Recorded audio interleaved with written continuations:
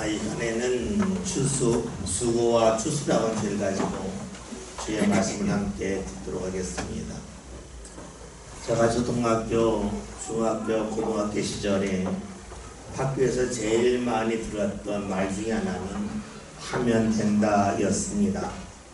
하지 않으면 아무런 변화도 일어나지 아니하지만 열심히 하는 것이 쌓이면 큰 변화가 일어난다고 했습니다. 초등학교 교과서에는 이서부에 나와 있는 토끼와 거북이에 관한 이야기가 있었습니다. 우리가 익히 알고 있는 것처럼 토끼와 거북이와 같이 달리기 시작을 하죠. 빨리 달렸던 토끼가 거북이보다 많이 앞서가다가 거북이가 보이지 않으니까 쉬다가 잠을 잡니다. 반면에 거북이는 쉬지 않고 계속해서 옮겨가죠. 토끼가 잠을 자다가 깨어보았더니 오랫동안 잠을 알게 되었고 이미 거북이는 결승점에 이르러서 결국 달리기 시합에서 거북이가 이겼다는 내용입니다. 토끼는 거북이보다 실력이 출중하지만 열심을 내지 않았기 때문에 좋지 못한 결과를 보았고 거북이는 실력이 부족해도 열심을 다하고 멈추지 않았기 때문에 좋은 결과를 얻었다는 내용이었습니다. 이런 교육을 받아서 그런지 우리나라 사람들은 그 어떤 나라 사람들보다 열심히 살아갑니다. 그 결과 1955년 지금부터 70년 전이죠. 우리나라의 국민소득은 1인당 65불이었습니다. 세계에서 가장 가난하고 불편한 나라였습니다. 그런데 지난해 2024년 국민소득을 보았더니 36,624불입니다. 70년 동안 약 600배가 늘어났습니다. 이제 세계에서 가장 매력적이고 살기 편한 나라가 되었습니다. 그래서 그런지 우리나라 사람들은 자부심이 큽니다. 경제 성장을 피부로 경험한 기성세대일수록 더욱 그러합니다. 사람의 생각은 경험을 통해서 만들어집니다. 하면 된다고 하는 경험 속에서 우리나라 사람들은 적극적이고 긍정적으로 일을 하려고 합니다. 그러다 보았더니 성과를 낸 사람들을 보고 열심히 살았구나 하는 마음을 갖고 그를 존경하는 마음을 갖고 보죠. 반면에 성과를 내지 못한 사람을 향해서는 왜 열심을 내지 않았냐 하는 생각을 갖고 그를 바라봅니다. 지금은 잘 사용하지 않지만 예전에 자주 사용했던 말 중에 하나가 진 사람이 뭐 말이 많냐 하는 것이었습니다. 왜 이런 말을 했겠습니까? 진 것을 정직하게 인정하라는 뜻도 있지만 진 사람은 열심을 내지 않았으니까 말을 하지 말라라고 하는 뜻도 있었습니다. 그래서 그런지 오늘 우리 시대에는 세대 간의 갈등이 매우 큽니다. 하면 된다고 하는 것을 경험한 기성세대가 볼 때에 젊은이 세대가 힘들고 어려운 이유는 열심을 내지 않은 결과라고 생각하고 말하기 때문입니다. 그러면서 말하죠. 열심히 내봐, 노력해봐, 그러면 되잖아. 왜 열심을 내지도 않고 노력도 하지 않고 안 된다고 그래 하면서 젊은 세대를 탓하기도 합니다. 여러분 그렇지 않습니까? 기성세대는 경험했기 때문에 하면 된다는 말을 쉽게 하지만 젊은 세대는 그 말이 어렵습니다. 본인들이 수고를 많이 해도 좋지 않은 결과가 나타날 때가 적지 않기 때문입니다. 여러분 누구의 말이 맞습니까? 낯선 곳에 갈 때는 네이버 지도로 한번 검색을 해봅니다. 검색을 해보면 선택할 것이 있어요. 어떤 방법으로 가냐는 겁니다. 대중교통으로 가느냐, 때로는 차를 갖고 가느냐, 때로는 걸어가느냐, 자전거를 타고 오느냐를 선택해야 합니다. 목적지는 같은데 내가 어떤 방법으로 이동하느냐에 따라서 길이 다르게 나옵니다. 생각해 봅시다. 우리 교회에서 송내 일동 행정복지센터를 간다고 봅시다. 차로 가면 1.2km가 나옵니다. 왜냐하면 서울 방향으로 갔다가 유턴해서 가야 되기 때문이죠. 근데 걸어서 가면 474m가 나옵니다. 걸어갈 때에는 내가 열심을 내는 속도에 따라서 도착하는 시간이 달라집니다. 천천히 걸으면 천천히 갈 거고, 속도를 높이면 빨리 이룰 수 있습니다. 그런데 차로 갈 때는 열심히 낼 수 있는 것이 없습니다. 신호등에 따라서, 앞차의 움직임에 따라서 내 차가 가는 속도가 결정되기 때문입니다. 여러분, 그래요. 걸어갈 때는 내가 빨리 걸으면, 속도를 높이면 원하는 자에 빨리 가요. 열심히 결과로 이어집니다. 근데 차로 가면 열심 낼 것이 없어요.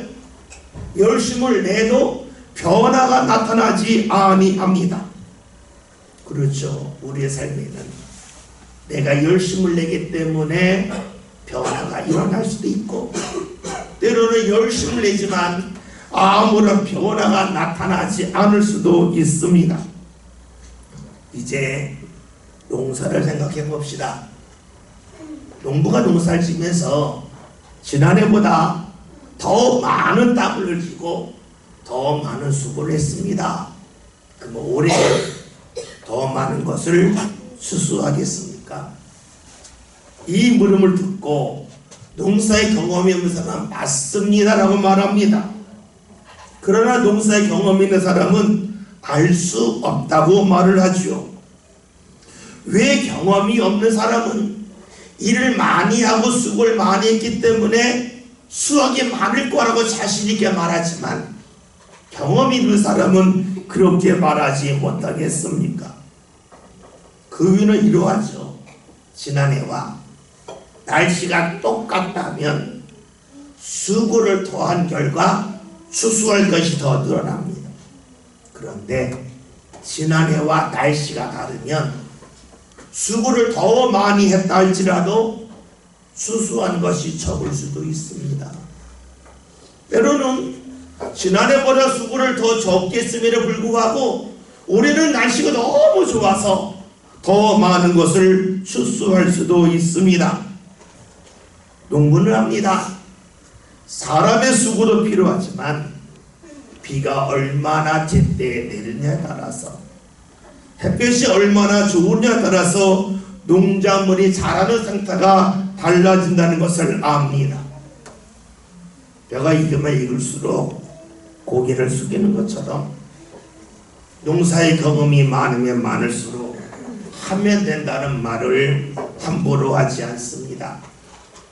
농부 자신의 수고도 필요하지만 날씨에 따라서 수고한 것의 결실을 얻을 수도 있고 얻지 못할 수도 있기 때문입니다.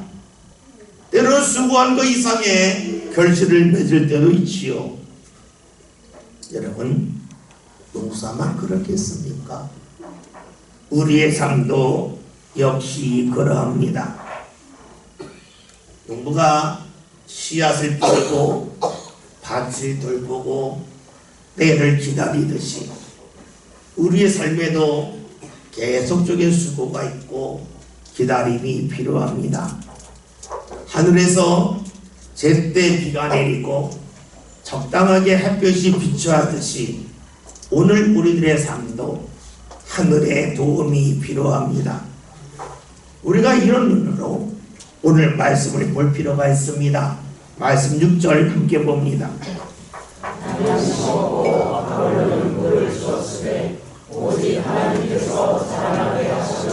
아멘. 본문은 바울이 고린도 교회에 보낸 첫 번째 편지 중에 일부입니다. 6절에서 바울은 나는 심었다고 말하고 아볼로는 물을 주었다고 말을 합니다. 이것은 바울이 고린도 지역에 가서 정말로 농사를 지었다고 하는 것을 말하는 것은 아닙니다. 바울은 하나님의 일을 농사에 비유해서 말하고 있습니다. 따라서 6절에서 바울은 나는 심었고 아볼로는 물을 주었다는 말씀은 바울이 고린도 지역에 가서 처음으로 부활하신 예수님을 전하였다는 것이고, 그 후에 아볼로라고 하는 사람이 와서 그 교회에서 목회했다 하는 것으로 볼 수 있습니다. 사도행전 18장 11절의 말씀을 보면 바울이 고린도 교회에서 1년 6개월 동안 열심히 예수를 전했습니다. 반면에 사도행전 17장을 보면 바울이 데살로니가 지역에서 3주 동안 예수님을 전합니다. 1년 6개월은 78주입니다. 그러니까 78주와 3주를 비교하면 26배의 차이가 납니다. 다시 말해서 바울이 고린도 지역에서 예수님을 전한 것이 데살로니가에서 전한 것에 비하면 26배의 시간이 들었다는 겁니다. 더 많은 수고를 했습니다. 또 성경을 보면 바울이 데살로니가에서 말씀을 전한 후에 떠났지만 후임으로 목회자가 오지 않았습니다. 반면에 고린도 교회는 후임으로 아볼로가 왔습니다. 분명 데살로니가 교회보다 고린도 교회가 더 오랫동안 말씀을 들었고 더 좋은 조건에서 신앙생활을 했습니다. 데살로니가 교회는 성령의 은사가 나타나지 않았습니다. 반면에 고린도 교회는 성령의 은사가 놀랍게 나타났습니다. 이렇게 본다면 당연히 고린도 교회가 좋은 교회로 소문이 나고 데살로니가 교회는 이름 없는 교회가 되어야 합니다. 그런데 실상은 그러하지 않았습니다. 데살로니가 교회에서 바울이 불과 3주 동안 목회했음에도 불구하고 그 교회는 믿음으로 소문난 교회가 되었습니다. 반면에 1년 6개월 78주 동안 열심히 목회한 고린도 교회는 분쟁이 끊이지 않는 교회로 소문이 났습니다. 이런 일은 누구로 생각할 수 없는 일입니다. 외적인 조건을 본다면 당연히 고린도 교회가 데살로니가 교회보다 더 좋은 교회이어야 했습니다. 그런데 현실은 달랐습니다. 바울이 이런 고린도 교회를 보면서 잘 이해할 수 없었습니다. 우리는 살면서 이해할 수 없는 일을 많이 경험합니다. 이해할 수 없다고 그러는 것은 왜 그런지 정확하게 모른다는 거죠. 그럴 때 사람들은 자기가 동원할 수 있는 모든 경험과 지식을 가지고 이를 해석하려 합니다. 조선시대에 우리나라에 일식이 일어나면 모든 국민이 불안했습니다. 일식은 우리가 알고 있는 것처럼 해를 달이 가리는 것을 말하죠. 이것을 왜 조선시대 사람들이 두려워했습니까? 그 이유는 조선시대 사람들은 왕을 하늘의 태양으로 여겼습니다. 해와 같은 존재입니다. 그런데 해가 갑자기 달에 의하여 그림자가 생기면서 빛이 드러나지 않으면 이것은 왕이 잘못한 거다. 누군가 반란을 꿈꾼 거라고 여겼습니다. 일식이 일어나면 왕은 석고되지 않듯이 내가 잘못했다고 고개를 조아려야만 했습니다. 그런데 과학이 발달하면서 일식은 자연현상 중에 하나로 알게 되었습니다. 그러니까 지금은 일식이 일어났을 때에 대통령이 근심하거나 걱정하지 않고 오히려 사람들이 멋있는 쇼를 본다고 그것을 즐깁니다. 봅시다. 사람은 자기가 아는 범위에서 해석을 합니다. 그렇다면 바울은 어떠했겠습니까?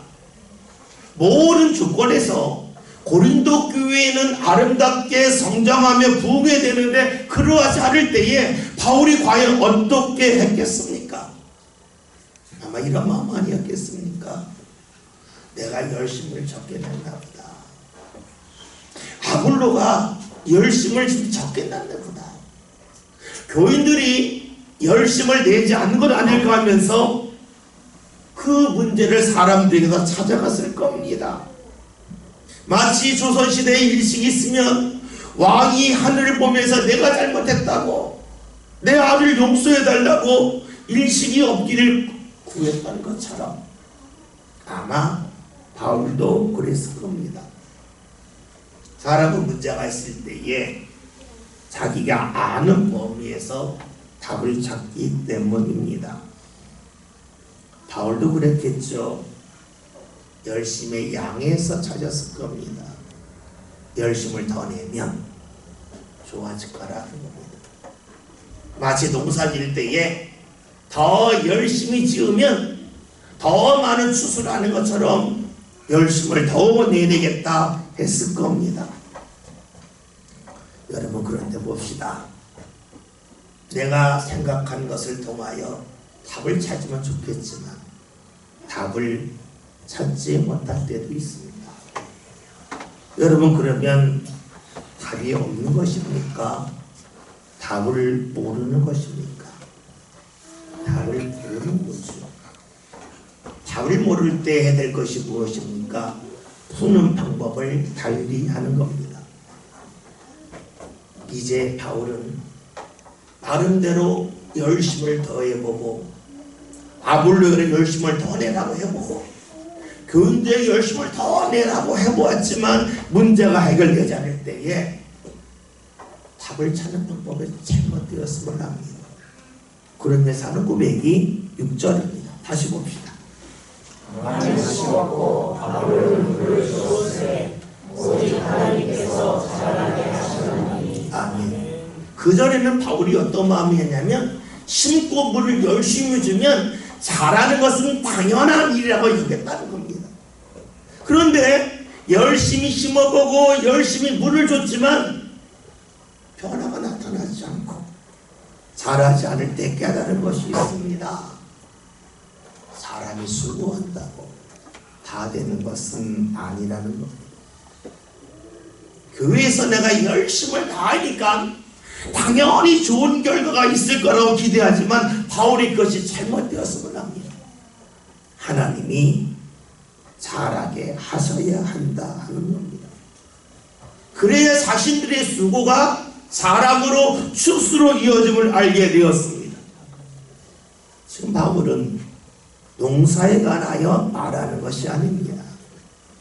신앙에 대하여, 삶에 대하여 말합니다.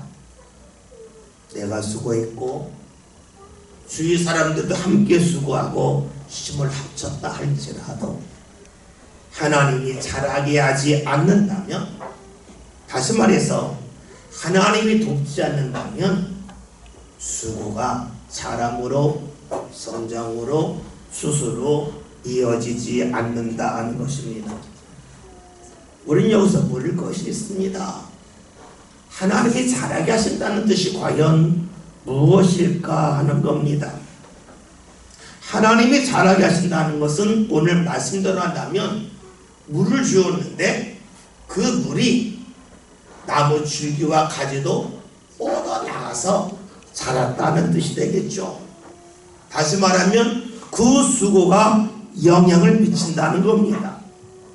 따라서 잘하게 하신다고 하는 것은 사람의 수고를 하나님이 받으시고 그것을 사용하신다는 뜻이 됩니다.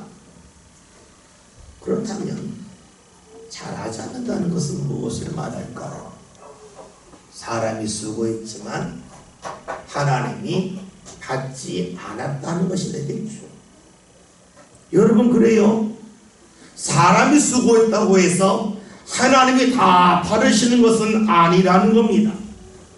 사람이 수고했지만 하나님이 받으시는 것도 있고 받지 않는 것도 있다는 겁니다. 음식을 생각하면 보다 쉽게 이해할 수가 있습니다. 건강에 좋은 음식을 내가 많이 먹었습니다. 그렇지만 소화하지 못한다면 그 음식은 건강에 영향을 미치지 못합니다. 오히려 몸을 해롭게 할 뿐입니다. 좋은 음식을 할지라도 내 체질에 맞지 아니하면 음식을 먹었다 할지라도 건강에 도움을 받지 못합니다. 좋은 음식을 먹었지만 마음이 상한 가운데 음식을 먹으면 그것 또한 건강에 도움이 되지 아니합니다. 그렇습니다. 바울이 힘든 수고했어요. 아볼로가 물을 주는 수고를 했습니다. 고린도 교인들도 함께 열심을 냈습니다. 그렇지만 하나님이 받지 않을 수도 있다는 겁니다. 그러면 성장이 없다는 거예요. 믿음이 자라지 않는다는 겁니다.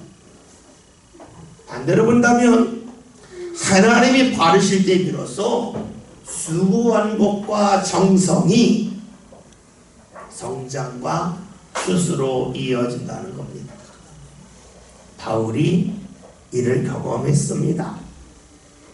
아무리 열심을 내었다 할지라도 하나님이 받지 아니할 수 있다는 겁니다. 언제냐면 주의 뜻과 맞지 아니할 때입니다. 농사로 말하면 수고로 자라지 아니할 수 있습니다. 그러기 오늘 말씀 6절에는 말씀 나는 심었고 아볼로는 물을 주었으되 하나님이 자라나게 하셨다는 이 말씀은 바울의 반성문으로 볼 수 있습니다. 그전에는 내가 심고 아볼로가 물을 주고 우리가 열심을 내면 당연히 잘할 거라고 당연히 수수할 거로 여겼는데 그것이 아님을 발견하면서 바울이 사람의 관계를 말하는 반성문을 쓰고 있습니다. 이것이 아니다 하는 것을 알게 됩니다. 바울은 그전에는 열심을 다하면 좋을 것이라고 생각했습니다. 우리나라 사람들이 하는 말로 한다면 하면 돼. 열심히 하면 돼. 그렇게 그가 지금까지 신앙생활을 했다는 겁니다. 그래요. 바울이 열심을 내지만 하나님이 볼 때 옳지 않을 때도 있습니다. 생각해 봅시다. 어떤 사람이 좋은 차를 산 후에 그 차를 관리하기 위하여 규칙을 세웠습니다. 매주 월요일마다 세차하겠다는 겁니다. 그래서 차를 잘 관리를 했습니다. 근데 어느 날 월요일에 하늘에서 비가 억수로 쏟아집니다. 그 사람이 세차를 해야 차를 잘 관리할 수 있어 하면서 비 오는 날 열심히 세차를 했다고 봅시다. 잘한 것이겠습니까? 그 수고가 좋은 결과로 이어지겠습니까? 아니면 어떤 결과도 얻지 못하겠습니까? 바울이 이를 경험했다는 겁니다. 월요일마다 내가 세차겠다고 하는 결심을 하는 것처럼 바울도 내가 이렇게 열심을 다하여 하나님 일 해야지 했지만 하나님 볼 때는 지금은 아니다. 지금 멈춰야 된다 할 때가 있음을 알았다는 겁니다. 그래서 바울의 깨달음이 내가 수고를 한다 할지라도 하나님이 받지 아니하시면 변화가 일어나지 않는다 하는 것을 알게 되었습니다. 바울은 하나님을 제대로 알지 못할 때에는 열심히 반드시 결과로 이어진다고 여겼습니다. 그때는 무엇이 중요합니까? 내가 중요한 겁니다. 내가 열심을 내면 된다는 겁니다. 그런데 이제는 달라집니다. 수고도 중요하지만 하나님이 받으심이 더 중요함을 알게 됩니다. 그래서 바울은 자신의 삶을 뒤돌아보면서 신앙의 고백을 합니다. 내가 심었고 아볼로는 물을 주었지만 이 수고가 헛될 수 있다 하는 겁니다. 헛수고에서 벗어나는 일은 하나님이 받으셔야만 된다 하는 거죠. 사실 바울이 경험했던 실수, 즉 내가 열심을 내면 무언가 좋은 결과를 얻을 거라고는 생각은 바울에게만 있는 것은 아닙니다. 오늘 우리들도 그런 길을 가고 있습니다. 설교 서두에서 말씀드렸던 것처럼 교회에서 송내일동 행정복지센터를 갈 때에 가는 길에 따라서 거리가 다르고 또 어떤 방법으로 가느냐에 따라서 우리의 수고가 결실 맺을 수 있고 맺지 못함을 잘 알고 있습니다. 그런데 정작 내 삶의 길을 걸어갈 때에는 다르다고 하는 것을, 다양하다고 하는 것을 잊고 살 때가 있습니다. 왜 그렇습니까? 눈에 보이는 길은 여러 가지가 있음을 알고 있지만 내가 살아가는 길은 다양하지 않다고 여기기 때문입니다. 왜 다양하지 않다고 여길까요? 그 이유는 간단하죠. 지금 내가 가는 길이 틀렸다고 여기면 길이 다양해집니다. 근데 지금 내가 가는 길이 옳다고 여기면 이 길밖에 갈 길이 없어요. 다시 말하면 내가 옳다고 여기는 사람에게는 길이 하나밖에 없어요. 내가 틀렸다고 여길 때에 길이 많아집니다. 많은 이들이 내가 지금 살아가는 방법대로 열심히 살면 좋은 결과를 얻을 거라고 기대합니다. 이 속에는 내가 지금 가는 길이 옳다고 하는 확신이 있습니다. 그러니까 지금 좀 더 수고하면 풍성한 추수를 할 거라고 믿죠. 우리나라가 최근에 경제적인 급성장을 했습니다. 즉 과거는 힘들게 살았는데 지금은 좀 나아졌습니다. 그래서 지금 많은 부모들이 자기가 어렸을 때에 비하면 너무너무 부자로 삽니다. 그러나 보았더니 이런 마음이 있습니다. 내가 어렸을 때에 우리 부모가 나한테 이걸 해줬으면 내가 좀 더 잘 됐을 텐데, 내가 어렸을 때 우리 부모가 이런 부분 날 도와줬으면 내 성격이 달라졌을 텐데 하는 아쉬움이 상당히 많습니다. 그러나 보았더니 내가 부모로서 자녀에게 더 많은 것을 해주려 합니다. 더 좋은 옷도 입히고 싶고, 더 맛있는 것도 사주고 싶고, 더 좋은 곳에 가서 시간을 보내면 자녀들의 성격도 좋아지고 앞날도 밝아질 거라고 기대합니다. 그런데 이 생각은 바울이 지녔던 것과 같습니다. 내가 물을 주었고 아볼로가 물을 주면 수고한 대로 결과를 얻을 거라고 여겼던 것과 똑같습니다. 여러분, 사람의 수고가 그대로 추수로 이어집니까? 그러하지 않습니다. 사람이 수고를 많이 한다 할지라도 하나님이 받지 아니하시면 그 수고는 추수로 이어지지 아니합니다. 바울이 그랬듯이 사람들은 지금 생각하고 있습니다. 내가 수고를 많이 하면 많은 것을 추수할 거라고 여깁니다. 그러면서 또 이런 말도 하죠. 살아보았더니 세상은 실력대로 되지 않아, 내 뜻대로 되지 않아 말을 합니다. 무엇을 말합니까? 내가 생각하는 것과 현실이 다르다는 겁니다. 여러분, 누가 지혜로운 사람입니까?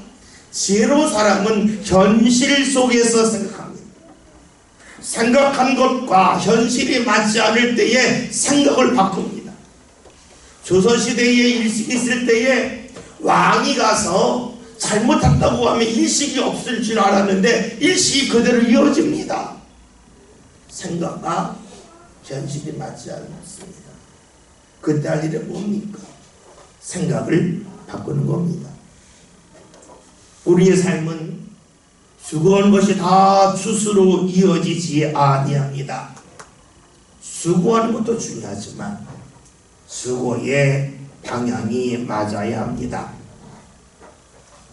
어제 수고한 방법을 통해서 내가 출소했지만 그 방법이 오늘도 유효하겠습니까?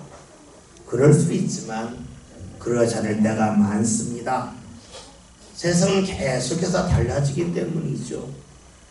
우리나라에서 50년 전만 해도 사과가 가장 맛있게 나는 곳은 대구였습니다.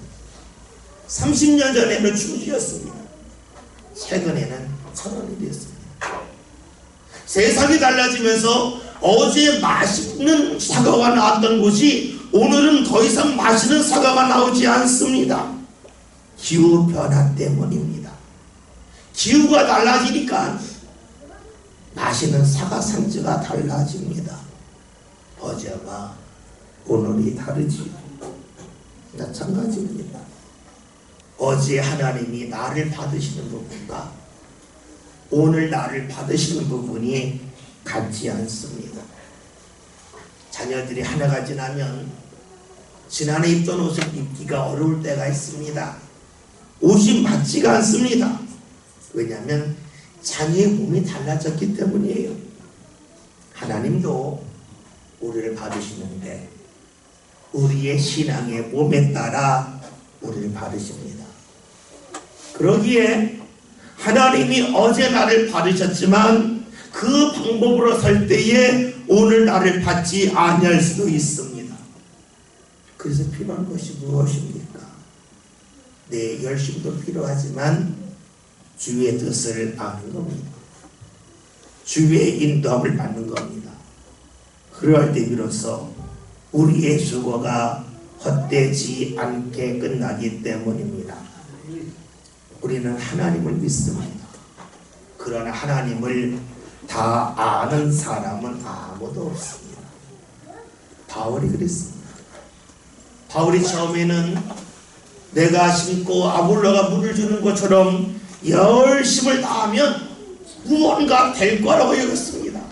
그럴 때도 있었습니다. 근데 어느 순간부터 그게 아님을 그가 알게 됩니다. 그가 그래서 고백을 합니다. 7절 봅시다. 그런데 신령이나 의인은 아무것도 아니되 오직 잘하게 하시는 이는 하나님뿐이니라. 아멘. 이제 바울은 고백합니다. 하나님이 받지 않으면 내가 수고하는 것이, 내 주인의 사람이 함께 수고하는 것이 아무것도 아니라고 말을 합니다.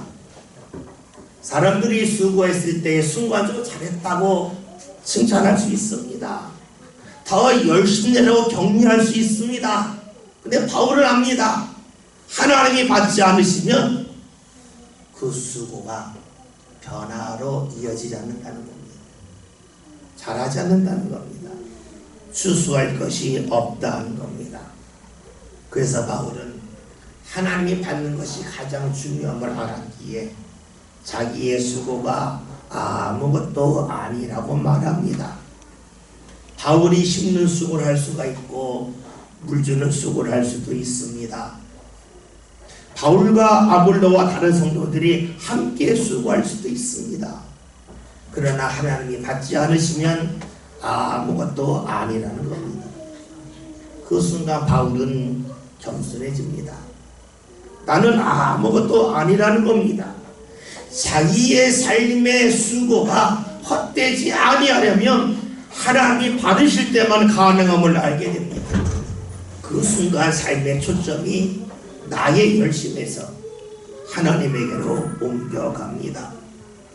그리고 다른 사람의 말, 다른 사람의 주장, 다른 사람의 판단, 내 눈에 펼치는 상황에 매달리지 않습니다.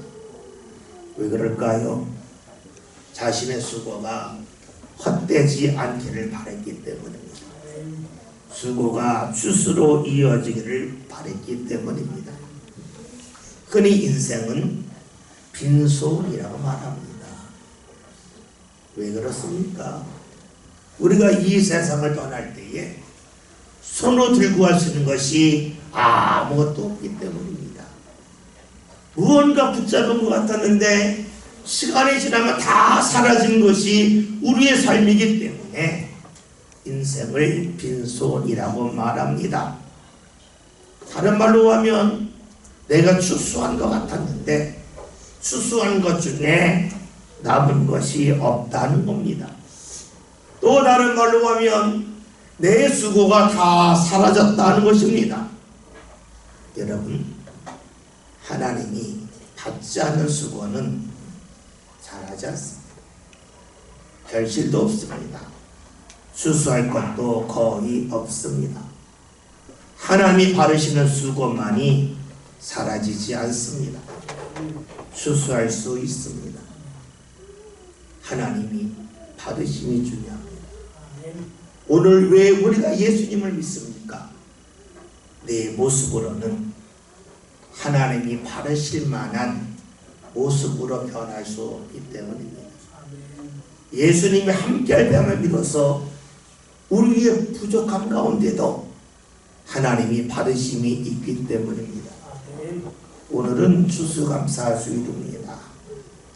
농사를 짓자는 도시에서 추수하는 것도 없는데 꼭 지켜야 되느냐 하는 이들도 있습니다. 그런데 여러분, 하나님이 원하시는 추수가 무엇입니까? 사라질 물질의 추수입니까? 다시 말하면 내 몸 밖에 있는 것을 추수하기를 원하고 계십니까? 아닙니다. 하나님은 내 몸 밖에 있는 물질, 식물 이런 것을 추수하기를 원하시는 것이 아닙니다. 우리 자체가 추수하는 대상이 되기를 원하십니다. 다시 말해서 하나님은 우리 몸 밖에 관심 있는 게 아니라 우리 자체에게 관심이 있습니다. 하나님이 예수님을 세상에 보내신 이유는 예수님을 통하여 우리 몸 밖에 있는 것을 많이 소유하게 하기 위함이 아닙니다. 우리 자체의 변화에 있습니다. 그렇습니다. 하나님이 원하시는 추수는 내 몸 밖에 있는 것이 아니요 우리 자신입니다. 그 추수 어떻게 해드리겠습니까? 그것은 내가 하나님이 바르실 만한 사람으로 뒤바뀌는 겁니다. 그것은 양에 있지 않습니다. 수고의 양이 아닌 수고의 방향에 있습니다. 그러할 때에 하나님이 받으십니다. 오늘 말씀대로 하면 잘하게 하십니다. 말씀 제목이 수고와 추수입니다. 모든 수고가 추수로 이어진다고 생각하지만 실제는 그렇지 않습니다. 세상살이도 그렇고 우리의 신앙도 그렇고 우리가 대하는 자녀도 그렇습니다. 수고가 추수로 이어지려면 하나님이 받으셔야 됩니다. 저와 여러분의 삶이 수고의 양이 아닌 수고의 방향, 하나님의 뜻을 알고 그 뜻을 따르고자 하는 믿음의 길 꼭 걸어갑시다. 그러하여 저와 여러분의 수고가 헛된 수고로 끝나지 않고 수고가 추수로 이어지는 복된 삶 함께 살아갈 수 있기를 주 이름으로 기원드립니다. 살아계신 하나님,